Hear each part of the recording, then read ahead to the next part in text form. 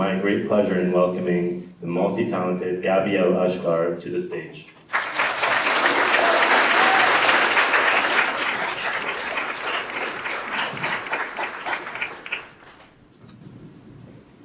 Good morning.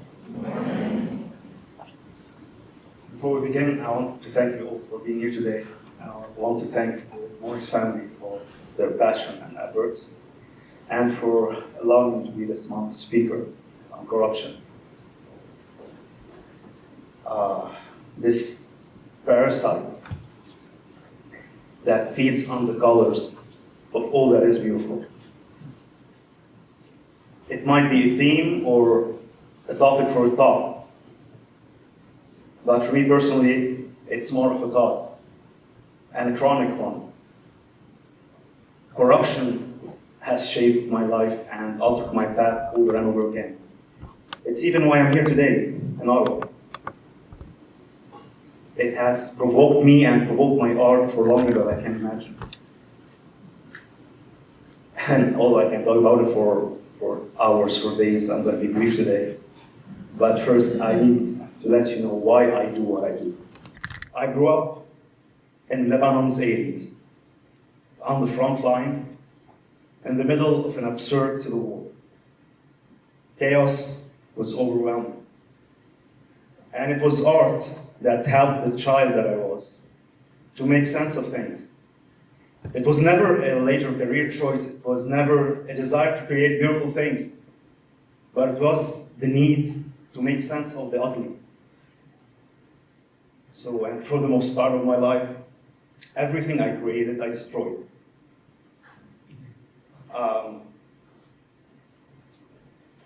I didn't create to showcase what I do. I didn't create it to share. It was an intimate process. It was like a diary, a coping mechanism. So I created these vessels, and I've trapped within them thoughts and torments and questions, and tried to make sense of them and make peace with them. And when done, dispose of them, content and container. But then I had a change of heart, triggered by a 6-year-old, but that's a story for another time. And this change of heart was mainly provoked by this need, this frustration to speak out against this plague that is corruption, that is taking everything around me by storm. And I have been doing so ever since. So let's get to it. What is corruption? And what does it have to do with creatives and creativity? Corruption is this silent decay, orchestrated by devious creativity. It is this ill-intentioned infusion that taints every transparency and creates screens to block the light. It gains ground in the shadow cast by indifference and by unaccountability. It craves this darkness. No corruption has ever succeeded without creative deviance. And creativity can only be countered by creativity.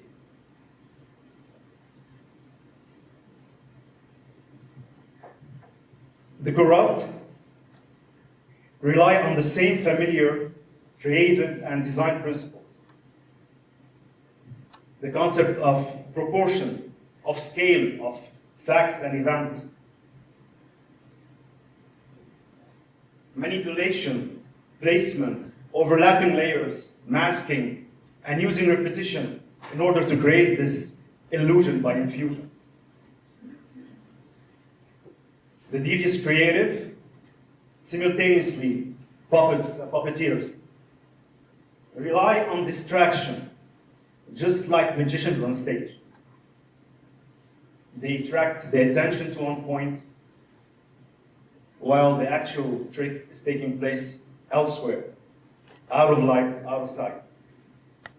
And perhaps these practices are the most obvious in media corruption. So let me tell you a bit about Lily. I call her Lily, but I never knew her name. But years ago, very deep in the pages of a newspaper I picked up, There was a one-liner saying that a little girl went out to play in the fields and picked up something she shouldn't have, a leftover of the war. And then, like this, she was no more. A one-liner without a name. While the same day, the front pages of that same newspaper were glorifying a rebranded warlord and a corrupt figure. The proportions and scale of what matters and what doesn't, the manipulation, the placement, the font size, the headlines were all manipulated in order to render a screaming truth irrelevant and an illusion a fact. So I had to create this. She had to have a name. I called her Lily. I've exhibited the piece. I've told her story back then. I'm telling her story today. I'm going to tell her story in years to come. So perhaps she can live through this, or at least have her front page moment. We have to balance things out. Creativity versus creativity. But how does this infusion overgrow the individual and become a social and a state phenomenon? This cross-contamination takes place within communicating vessels through consistent leaks through unaccountable portals, forging codependencies. So an individual, corrupt individual, will always aspire for a compatible system where they can adapt their environment to have a society that is more tolerant to their methods. And a corrupt system will always aspire to convert as many individuals as possible, whether by persuasion or intimidation, to have a society that is more compatible with its methods. Same goal, but different creative tools. And I'll walk you through them. But I'll be needing assistance with numbers. So who's good with numbers? Hillary? Yeah, I heard you're quite the human calculator. So can I count on your assistance? Okay, cool.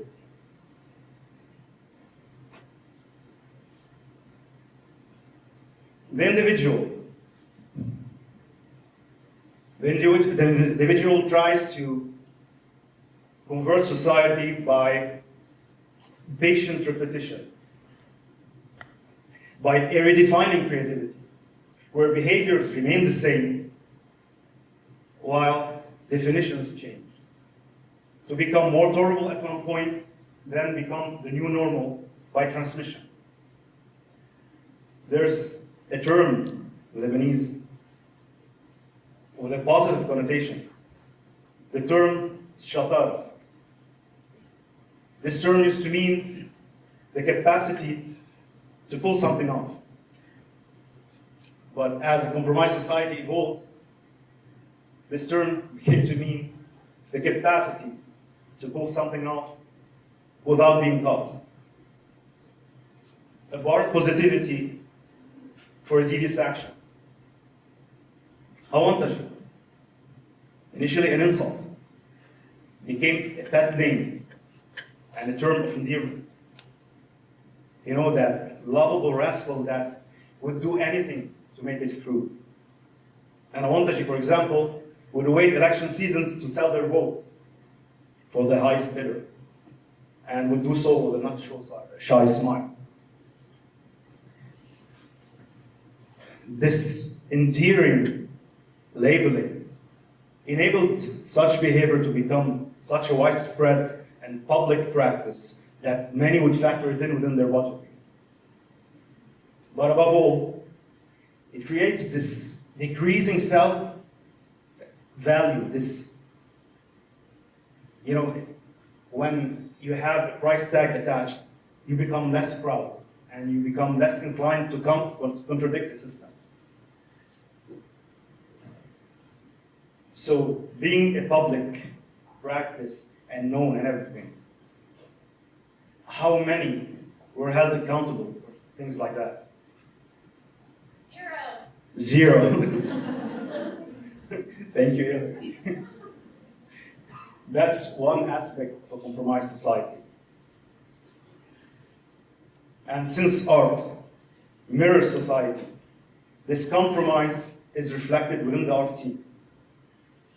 The moment you set foot behind the scenes and all your idols fall with a stroke of desacralized creativity. When you realize that this gift of creating something out of nothing that you held so dear and you thought sacred falls apart in an instant when you realize, for example, that all the biggest names in the art scene had nothing to do with the artworks attributed to them. When you are summoned to create for them or for others without signing, to discreetly create copies, or someone to glorify a neo-warlord in a tie and suit with a bust, or endorse them in public so opportunities and doors will open. Desacralized creativity. When you get friendly advice and not so friendly advice about why you should drop this theme and go do lighter things, what everyone else does. Create about nature, about love, about sensuality. Sensuality sells. And at times, the advice turns to promises of never exhibiting again. Exhibit A. Corsi. Lebanese for seats or holding office. It portrays the decaying system where a baked skin, bake is a title, a baked skin morphs into the seat, and little bakes are hatching with pre-made mustaches ready to take over. Competence aside, it's the right of blood, holding office by inheritance. We took a glimpse at the creative tools of the individual and society and now the system. And this system has mastered the art of negative creativity. Opposite to creating something out of nothing, they managed to create nothingness out of something by creating a void and a need. They deprive the whole population of their basic rights and their basic public services while offering the alternatives with their own channels in return of loyalty, compliance, or simply looking the other way. And what would a system like that accomplish when the society is stained and just distracted with survival? I'm going to list a few things just for the record. They manage to hold office for life, either by inheritance or by intimidation. They manage to keep a whole nation without power for over 3 decades, while imposing a parallel private generators mafia. They managed to get exclusivity for public sector jobs and hire incompetence so that the void they created is sustained. They managed to self-commission, execute, and monitor public works while diverting allocated funds to private accounts. They managed to keep the national armed forces under-equipped so they would never overpower their side militias. And above all, they managed to appoint all the judges. So how many would be held accountable to anything I have mentioned? 0. Why am I listing all of that? How does it relate? And what does it add up to? Everything that you have can come to be familiar with lately around you. The division, the hate speech, the violence, the fake news, the conspiracy theories, are all symptoms of that same decay. And I get flashbacks to when I first discovered these concepts growing up. And I have seen what they add up to if faced with adaptation or indifference. What you might think of as one-offs or standalone off-pitch notes are always a part of a bigger composition, if left to thrive. The one I attended was a concerto in C major, and C for corruption. It was a loud, unaccountable, devastating performance in 2 acts.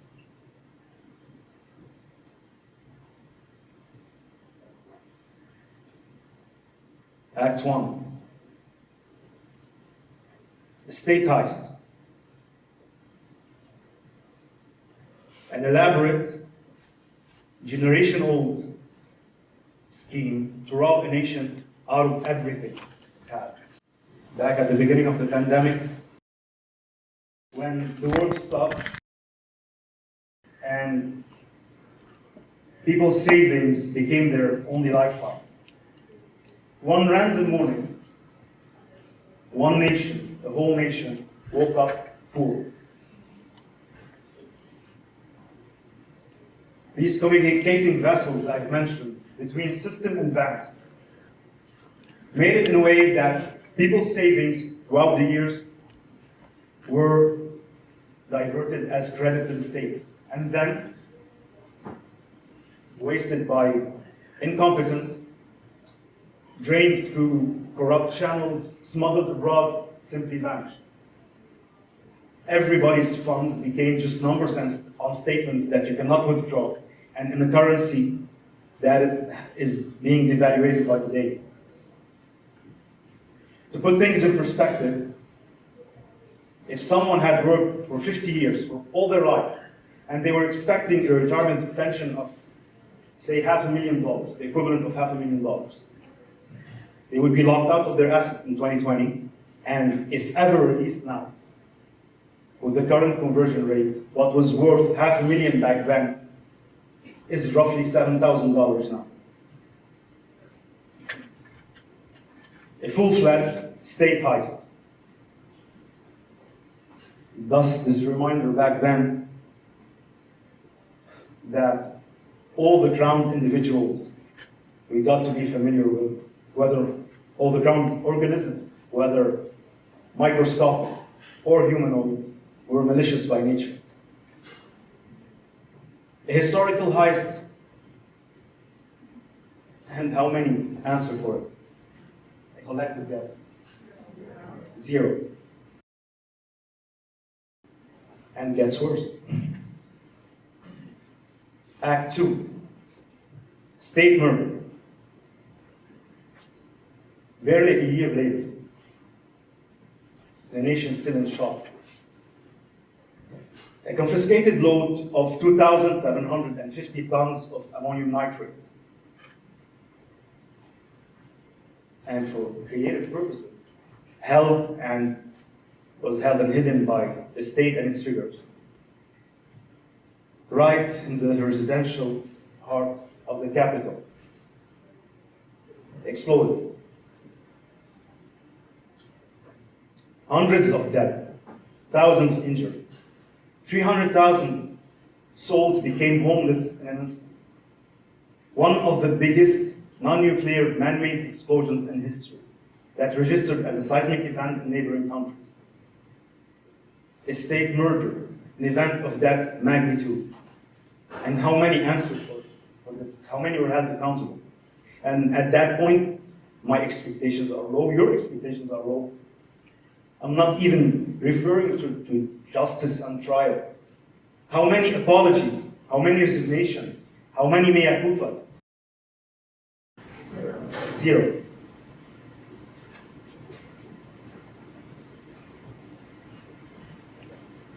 by feeding division,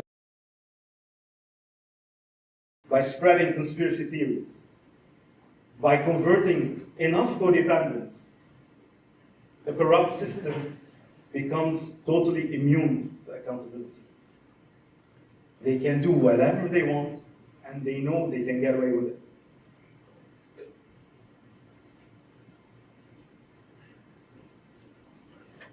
So yes, my government,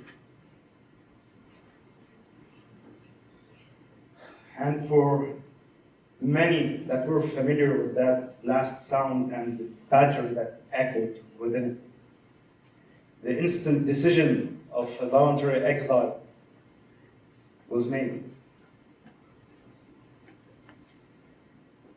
Please know that the worst kinds of exiles isn't the one that takes you away, far away. The worst kind is when you feel exiled while you're still at home. So lives had to somehow fit in with a couple of medium-sized luggage. Artworks, venues, achievements, plans were gone in an instant. And the irony in that is that I used to destroy everything I made to make sense of things. And in a stolen moment where nothing made sense, that same corruption imposed what felt like a pending sentence of destruction on everything that I decided to keep. Lives, all lives, dreams, destinies do not matter to a chronic, unaccountable corruption. And it culminates in a system that is addicted to sending its people either 5 continents away or 6 feet under. So 5 continents away or 6 feet under. Sophie's choice, isn't it? This piece is significant by being untitled.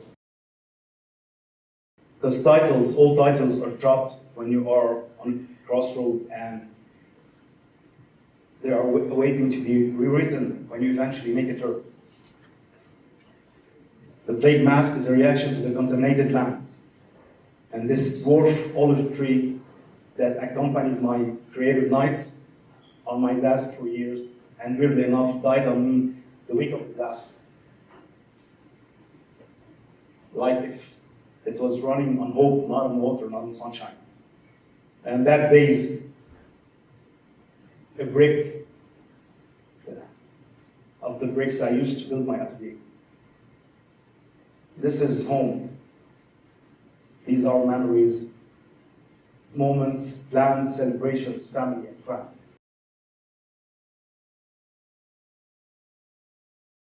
Sophie's choice. Whether to stay and keep sipping this familiar yet toxic infusion through your roots, or sever your roots and step into the unknown, the untitled. And the looming questions at this stage of one's life. What remains if uprooted? What remains is an angry lump of clay. La quarantaine, turning 40 in quarantine. This is not your vanity kind of self-portraits. This is a retrospection, checkpoint. A safe as copy if you like.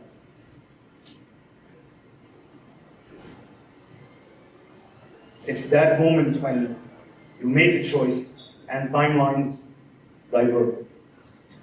This is the version that would have made the other choice. And life is all about choices. That's why I have this for last. Although it's the first broadcast I did. To talk about choices and the choice to speak up. No matter the circumstances, no matter the oppression, no matter the tyranny, no matter the fears. Your main muffler, your main oppressor will always be you. It's the one that knows you the most. It's the one that knows your fears and hesitations. It's the one that is as stubborn as you are and can be very persuasive for having all the arguments. It's the hardest oppressor to rebel against, but it's the most rewarding and the most liberating when you finally do so. And that is coming from someone who's experienced a couple of foreign occupations and liberations. I'm telling you, nothing beats breaking your own self-imposed oppression. And it's even more crucial for creatives to do so, and for a good reason.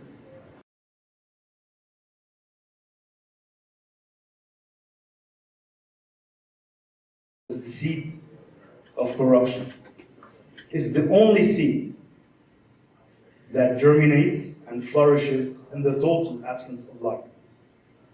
And it withers when exposed to the right creative array. So please, be this light. In pixels, in clay, in brushstrokes, in lyrics, in performances. Don't look the other way. And be this just creativity that counters the devious one, in order to preserve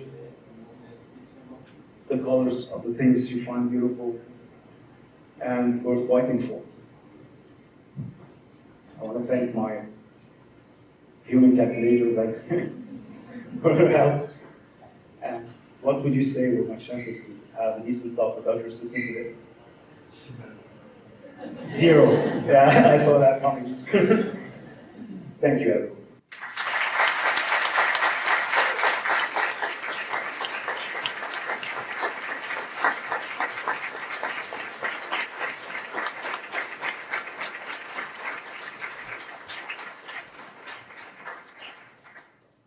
So how do you overcome some of those moments when your creative juices are just feeling kind of burdened by the corruption, the darkness, all that kind of stuff? So what are maybe some exercises or practices that you use to turn that darkness or that kind of stifling into a fire, so to speak? For me personally, it's just I needed to look around, because creating was out of frustration. You're saying that when you're frustrated and your creative juices just go. In my case, when I'm frustrated, it's when I create the most, because it's a reaction. It's like a reaction to what's happening. So perhaps if I want to create about another theme, I might be struggling at one point. But this need to speak out, to point out things, is ever existing within me. So I just look around. I pick up a newspaper, I turn on the news, and I just want to shout out on the roofs. And I go to my corner, my clay drums, and I just say whatever I want to say. That's for me, but it doesn't work for everyone. Thanks for the talk, Gaby. Now that you change environment, right? Like you were exposed to this corruption constantly, and in some people live in our countries, on an everyday, this thing that's going on. Do you think your media will change, or your work will be influenced by your new environment, new society? Have you been going through this process yourself? Of course, whatever you do is inspired by all your experiences and whatever happens with you. Being exposed to corruption for the most part of my life made me attack this theme more than other themes. But whatever I explore, whatever I discover, it will take me to other places. But corruption is a universal thing. It's not just back there. It's not just in certain countries. And this is what I was trying to say, that whatever I've witnessed lately happen in this part of the world, I witnessed 30 years ago back then. It's like the same pattern. So I will not stop this theme, and I would like to help others see things from my point of view, to be aware, so that this place doesn't turn to something like that. I don't want to keep changing places. And it's a lovely place. It would be a shame. but definitely there are going to be more things to explore with experience, or meeting new people. Discussions like that, will ignite different things. And I cannot stay put. I need to create all the time. So there will be a lot of topics definitely. Thank you for your talk, Gabby. That was amazing. I wanted to ask you, you mentioned how you started creating out of necessity of understanding. How was your art received by people around you when you first started? Did they understand what you were trying to communicate? The first part of my life, in my early 30s, it was a secret kind of thing. I had my own corner in my room where I create. No one was allowed, not even my mother. Where I create, it's like totally like a diary. Whatever I face with everything that's happening around us back then. And you didn't have the support system like in a normal country do, that you have specialized people that you can talk to.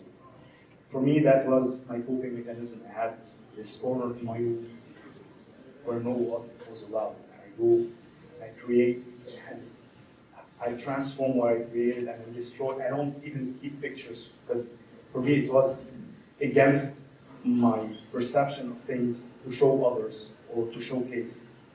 So for that part of my life, no one knew what I did, but it got me through. Till the point where I decided that it's time to speak out and showcase. And of course, around me, everyone was at first excited and then afraid, because it's not something, even if you say a word, it could be dangerous. A sculpture that will last a lifetime is more threatening. And when you, the art scene, and everyone tells you, we cannot endorse this, we cannot put that in our gallery, because we'll be endorsing what you're saying, and we're gonna deal with the wrath later on. So it was a decision that I know I will not have this success in the art scene or the spotlight. But I wasn't willing to compromise on that, because for me it's what made me survive. I'm not compromising on art. I have a career in design. I'm an award-winning designer. I had my design studio. I'm still used to the have thing. And I do my compromises there with my clients. So if they don't want this color, I change it. But I wouldn't change one thing what I do in my art, whether they like it or not, because I'm doing this for me. So yeah, it wasn't, they weren't super excited. My family and everyone was afraid, and everyone else was irritated. But I wouldn't change a thing.